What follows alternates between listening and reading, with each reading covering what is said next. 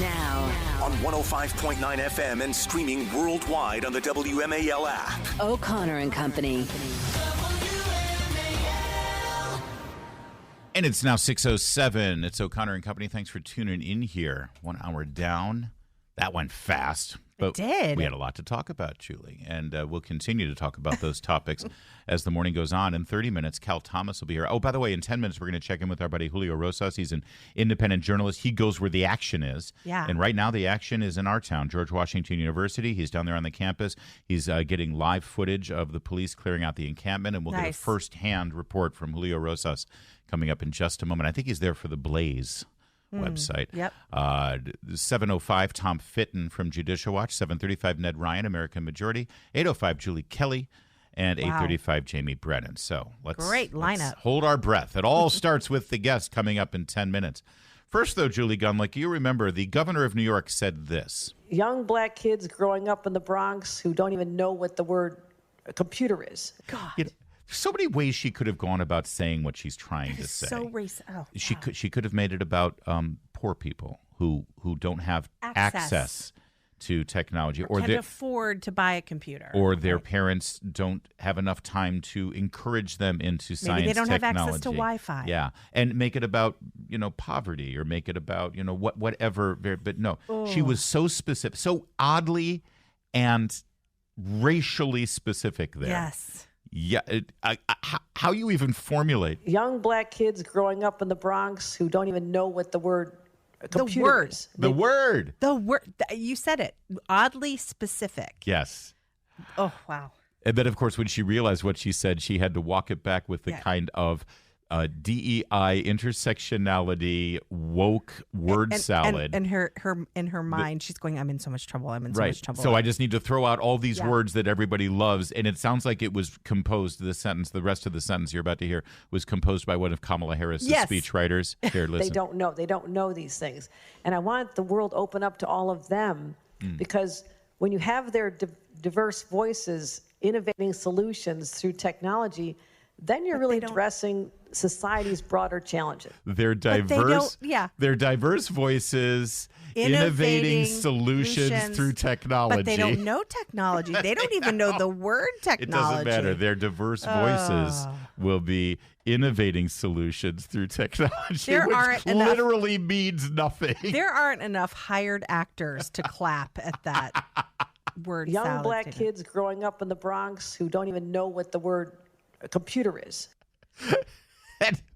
Imagine those kids. By the way, in the Bronx, there's a school, the Bronx, I think it's Bronx School of Mathematics. It's actually at one point was the highest rated. Remember that TV show was based on that with Howard, the guy who used to be on WKRP. Yeah, I can't. Oh, what was that TV show? It was a sitcom. Huh? Head of the Class? Head of the Class. Thank you, Michael. How does he know these things? It's amazing. Head of the Class.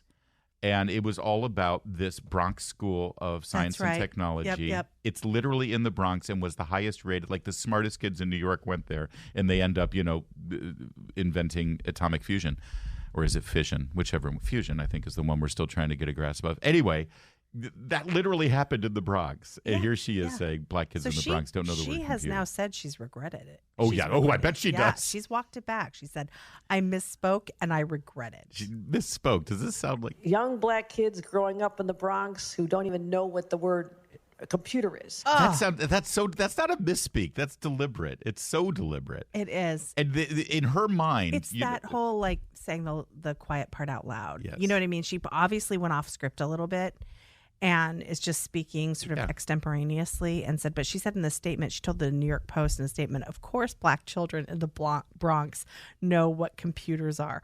The problem is they too often lack access to the tech. So then she goes, she pivots over to the it's an access By the issue. Way, I'm glad we're revisiting it. We're revisiting it because Eric Adams, the mayor of New York, who, by the way, at one point in his life was a young black kid, who sure didn't know what a computer was.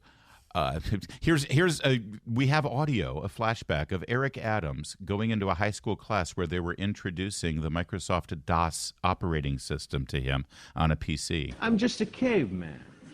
Your world frightens and confuses me. That's Eric Adams. So he didn't know. There's another aspect of this story before we get to what Eric Adams said that I didn't explore enough yesterday that we really should. This is the governor of New York. She's been in politics and held elected office for years, right? She's a Democrat.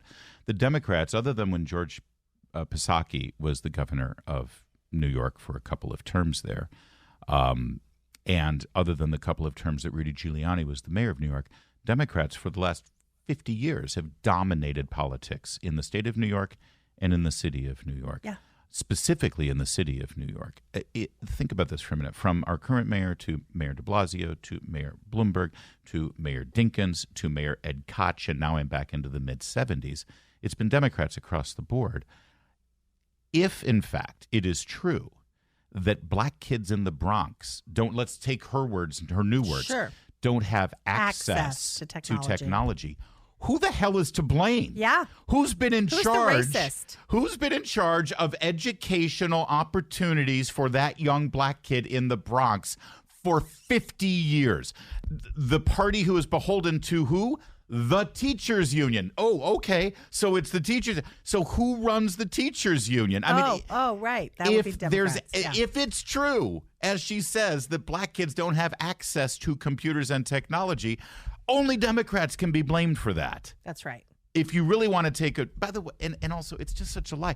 Do you realize that every black kid in the Bronx right now has access to more technology in his or her hip pocket with a smartphone than anyone has had access to technology since the human race began? And also, look, technology companies give away Wi-Fi to a lot of underprivileged people. Of course they do. The schools, the libraries, whole apartment units are given Wi-Fi. It's just not true. It's just not true. All right, Eric Adams now is asked, what do you think of Kathy Hochul saying that black kids don't even know what the word computer is? Listen, I am not the word police. Honestly, the only truthful statement from the mayor is that part right there. Mr. Mayor, you're a black man, and your governor, member of your party, your partner in crime, your friend, just said that black kids in the Bronx don't know the word computer. What do you say to that?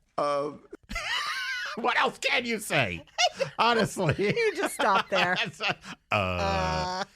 Next question, please. All right, sorry. I'm going to let you finish, Eric. Listen, I am not the word police. I know the governor's hard. Not the word police. And, when you make... You all have been the word police. Since when is a liberal Democrat not the word police? Yeah, exactly. Oh, Lord, I should show you the emails that I get. You're going to throw me in jail if I use the wrong pronoun. Please give me a go break. Go to MediaMatters.org. And you will see the Gestapo of word police. And I promise you. You want to talk to your friends, okay, in your party? I'm not You're part of the word police party. She's literally the word police. Right. The word Secret Service. Yeah. All right, sorry. The speeches, when you're in front of the cameras all the time, when you're trying to be authentic and say the things that you're really feeling. Want to sit back and do a critical analysis of every sentence. Is he supposed to be helping? Yeah, exactly. It's like, basically this is what she thinks. She's it's actually what she racist. But these things happen when you're trying to actually be honest. When you're trying to be honest, your racism comes out. Kathy Hochul's like, not helping, not helping. Please stop. Say, oh, you didn't say it this way, that way. I know her heart. I know what she was intended to say. And she was not trying to be disrespectful to the people of the Bronx. And I thank her for what she's doing and how she's highlighting, the issues of technology. We need to have it throughout our entire city. And she's been a real partner. And so those who want to be the word police in this business, you go right ahead. The people of the Bronx knew where her heart was. There you go. Problem solved. It's 6:15 WMAL traffic and weather. Every time. Weeknights with Mark Levin, 6 to 9 p.m. On News Talk 105.9 WMAL, making sense of the news. Well, weeks after the California Highway Patrol at UCLA did what needed to be done, and the New York Police Department did what needed to be done at the Columbia University campus, finally, D.C. Metro Police at 3 a.m. began doing what needed to be done today at George Washington University. Julio Rosas is on the scene. He's there on behalf of The Blaze, capturing video as he does. You always go where the action is, Julio. Good morning. Morning, and there's certainly no shortage this time of year now. So when did it start, and how much warning was given to these dirtbag pro-terrorist encampers? The initial push from law enforcement happened around, like as you mentioned, 3 a.m. this morning. It came a few hours after protesters went to GWU's president's house to protest. And campus police gave them a warning saying that if they did not leave, that they would then be arrested. That was then followed up from the Metropolitan Police Department, so DC's city police. Also gave them warnings, and once it became clear that the people that stayed behind were not going to leave, that's when I'm told that the officers went in. And I can report that 37 adults were arrested, 1 juvenile was also arrested, and 4 were charged with resisting arrest. 1 juvenile, so they had a minor in the encampment. That's interesting. Were there any extraordinary measures used by the police? Any, pepper spray or batons or anything like that? Was there conflict? Yes, pepper spray was used. That is kind of a common complaint among the protesters that are still remaining around the scene, that they're yelling at the cops that how dare they use pepper spray against students. But it did get a little sporty when they finally were able to move in, which is not an uncommon thing to happen, because obviously people don't want to leave and they resist and they fight back. And when I was at UCLA, that was the extreme version of that, because they had barricades and whatnot. But yes, the pepper spray was used. So I hear these protesters have a list of demands, one of which is that the president sit down and talk to them. What are some of the demands besides that meeting that they're asking for? Well, the common theme among not just GWU, but among all these encampments, is that the colleges divest from either companies that do business with Israel or academic ties that the school has with the other universities that are located in Israel. They also want disclosure of those assets and ties. And as the crackdowns have been happening, another common demand that they want from the respective school is that they get amnesty, whether academic or criminal amnesty. Yeah. And as we've seen at other colleges, sometimes they are willing to kind of work with them to where there's no long-term punishment for any students who get arrested. We want no consequences for our actions. That would be the right lesson for these college kids. We're speaking with Julio Rosas. He's down at Foggy Bottom at the George Washington University campus where he witnessed the police activity. Is it still going on? Is there anybody still resisting and sort of hanging out there? What's the scene like right now? No. Well, police are still blocking off where the encampment was. A lot of protesters who were not arrested, they have for now. But the main unit that went in to handle the encampment, they've already gone home. I'm told that the Metropolitan Police Department views this operation as a success. By the way, Julio's book, Fiery But Mostly Peaceful, chronicles his firsthand account of the Black Lives Matters protests of the summer of 2020. So he's been to a lot of them, Waukesha, D.C. And so I got to ask, Julio, because you've learned to sort of recognize tactics, because there's some similarity. There's coordination amongst these rioters and these protests. As this was going down, did you recognize tactics, equipment, or for that matter, do you actually recognize any people that you've seen over the years? I haven't recognized anybody yet, but that's kind of sometimes because a lot of them wear masks or they cover their face. So I always say it's a possibility. You never know. But whenever that they sense that there's danger or whatever is about to happen to them. Usually just a common thing is they put the call out on social media for people to come and rally and add, more bodies to their resistance. And that's why police moved in at 3:30 in the morning, because obviously a lot of people went home or, people were asleep. It's very similar to, because, if it happens during the day, that's when we kind of see where there's more people, which leads to more resistance, more arrest or what have you. So in the middle of the night. it was very deliberate, and that's why it was over within about 2 minutes. Yeah, one of the most disturbing images from GW right now is the statue of George Washington in that encampment being defaced with the Palestinian flag and stickers all over him and his head wrapped in a keffiyeh. Has that been cleaned up yet? Or I'm sure probably not because they just cleaned. Oh, it has. Oh, good. Yeah. I can report. I'm able to look at it, and actually, I'm looking at it right now. I can confirm that a lot of that stuff that was on the statue has been removed. Hold on, you can see the statue of George Washington right now. Yeah. Yeah. Can you just turn real because you're a retired Marine? Could you just turn for us on the air and give a salute to our commander in chief for us? Grief. Do you mind, Julio? Just did you do it? Okay. All right, Okay. thank you. Yeah. Appreciate Okay. it. Real fast, Julio. You're reporting that 4 were arrested for assault of a police officer. Did that police officer sustain any injuries? Do we have an update on that? I have not been told about any injuries. Okay. All right. Do we know what the nature of that assault was of the police officer? It was enough where pepper spray had to be deployed. All right. We'll leave it there. Thank you, Julio. Get some Be sleep. careful. Thank you. Julio Rosas, national correspondent at The Blaze down there covering the GW protests and the police finally getting it done. By the way, not uncoincidentally, today Mayor Muriel Bowser is set to testify before the Oversight Committee because James Comer and the Oversight Committee, they wanted to know why she wasn't doing anything. And so now she can go in and say, we did something. Yes. That's amazing how Isn't that it works. Interesting. How that 624. Now, On 105.9 FM and streaming worldwide on the WMAL app. O'Connor and Company. 6:37 now on this Wednesday morning as we've got, quite a news cycle to tackle for you.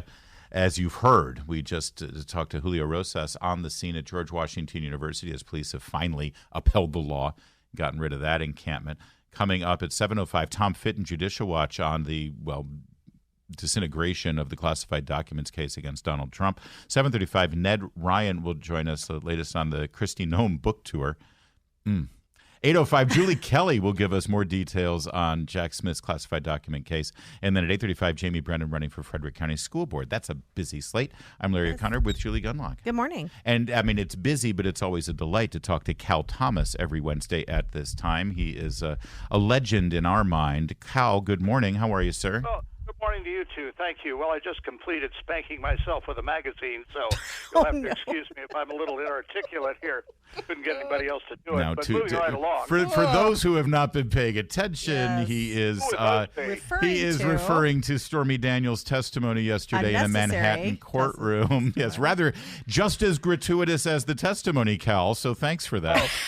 Well, you have to laugh at it because it has absolutely nothing to do with this case and all part of the, I would say, I don't use this word lightly, but plot, even conspiracy among all these Democrat judges and prosecutors to convict Donald Trump of a felony so Joe Biden can campaign against a convicted felon. Yeah. It is political theater at its worst. Whatever you think of Trump, whatever you think of his character, this is a political hit job, and I hope just one Manhattan juror has the sense to see what's going on and refuses to convict on what is really a meaningless charge. Yeah, I'm with you, Cal, and yet it's interesting that it seems pretty obvious on the face of it that that's exactly what's happening, that it is political. And now when we're learning what the FBI did with these classified documents and why that case is now on ice, and then Fani Willis and her lover boy down there in Fulton County, it's like all of these cases against Trump are, let's just say, flawed from the very origins. And you're not going to convince Democrats about this stuff. But what's shocking to me is you still will see Republicans like Mitt Romney who can't see this for what it is. Mitt Romney is now saying that he might become a Democrat if Trump is elected. How can Mitt Romney's not a dumb man? Why doesn't he see this the way it really is? You know, I lived in Washington long enough to want to be invited or to see people who wanted to be invited to parties, who wanted to get their name in the style section of the Washington Post. Back when Chuck Conconi was writing it, you had bold names in there, who wanted to be accepted at parties in Cleveland Park, who wanted to be praised by the Washington establishment. That's a great temptation. If you don't care whether you're invited to these things, it's enormous freedom. So I think that, I've met Romney a few times. I've interviewed him. I had him on my old show on Fox. He's a very upright and decent man. But, saying that you'll become a Democrat if your party nominates and elects somebody you don't like would be like saying a member of the NAACP is going to join the Ku Klux Klan. It makes absolutely no sense at all. I mean, Democrats are the party of abortion, same-sex marriage, more taxes, more spending, bigger government, public schools. I mean, how do you flip to that? How do you then start voting in your remaining days in office for the Democrat agenda? Yeah. It's just crazy. I don't know. We'll have to ask Bill Kristol, though. Well, speaking of crazy, I want to shift over to John Kirby's statement, which relates to your Thursday column. John Kirby. Yeah, do you want me to play it for you so you can hear it? And then everyone will know what we're talking about. Here we go. You're not going to eliminate an ideology through military operations. Yeah, that's insane. And again, it relates to your column on Thursday, Bibi ignores Biden. What did you think when John Kirby said that? Well, yeah, you can't eliminate an ideology. Obviously, we've seen the rebirth of anti-Semitism and some people putting Nazi symbols on college campus walls. No, but you can't eliminate it, but you can, if not defeat it, then at least keep it under control. In my column tomorrow, which will be in the Washington Times locally, I say, imagine somebody saying to the Allies, no, stop, don't go to Berlin, let's negotiate with Hitler. He'd come up out of the bunker, he'd reestablish his National Socialist Party, and he'd go on killing Jews. Yeah. I mean, evil must be defeated or at least controlled like a disease. I mean, do we negotiate with COVID? No, we try to wipe it out. Yeah. And the Israelis have been on the block for the jihadists since 1948 when they were reconstituted in their ancient land. This is not the way to fight a war. Well, and also, we hear so often, pro-Palestinian. If you are pro-Palestinian, then you should be for the eradication of this terrorist organization, which our State Department recognizes as a terrorist organization. That narrative that we hear in the media and among these protesters that somehow Hamas should remain, and that's the pro-Palestinian position, is what's very disturbing about these sort of protests out there. Yeah, well, let's not forget that the so-called Palestinians in Gaza, a majority of them, elected Hamas in the one election they had. And I say in my column, it's a great verse from the Torah in Deuteronomy. It says, you must purge the evil from among you. I mean, Hamas is evil. I don't know what defines evil if it's not Hamas. They've said they want to commit new October 7th, new slaughters of Israelis, innocent women, children, babies, take more hostages over and over and over again. Yeah. Why shouldn't they be believed? You can't negotiate with people like that. You have to defeat them. Cal, real fast, the 20 awards came out last week. There's not enough time to get through all of them. So how about just best revival of a musical? Which one are you interested in seeing? Cabaret, another revival of Cabaret, unbelievable. Merrily We Roll Along, sort of a lost Sondheim musical. Gutenberg the musical, which I'm unfamiliar with, and The Who's Tommy. None of the above. I'd rather see revivals of Carousel, Carnival, and My Fair Lady. I knew you were going to say that. I knew you were, but see, the whole point of my question is we've now reached the point where musicals that were written in the 80s and 90s are now the revivals. Goodbye, Hello, Dolly. No more Oklahoma. I know, where the wind comes sweeping down the plain, unfortunately, with all that destruction for the tornadoes. Well, for my money, I'd go see. I'm torn between Merrily We Roll Along and The Who's Tommy. I'll see both. Thank you, Cal. All right, guys. It is 6:44. Making sense of your world. I can't believe this. News Talk 105.9 WMAL. And I am so with you. Making sense of the news. I love Stuart Varney. Love He's him great. so much. I used to do his show a lot. He used to do this show a lot, too. Yeah. he would always give us some of the, Now, Larry, you're sounding awfully smug this morning. things like that. This is what you want out of Stuart Varney. Get her done.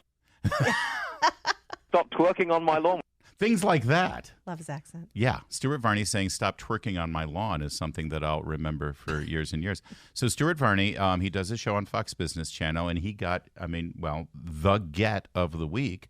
Kristi Noem, she's out there selling her book. She keeps doing interviews. And here's how it went. Still think that you are in line to be Trump's vice president? No, it's up to Donald Trump. He's the only person who will decide this. He's the only person who will decide. And I do speak to him. May I ask what he said to you about being vice president? I never tell anybody my personal conversations with Did the dog story President come up Trump. in your conversation with I talk Trump? to President Trump all the time. About the dog? About a lot of things. And right now, I tell you what, he is being persecuted in a political witch hunt in this court case. So I'm proud of him about how tough he is and how well he is doing. Did you bring up the dog? Yes, enough, with Trump? Stuart. With Trump. This interview is ridiculous, what you were doing right now.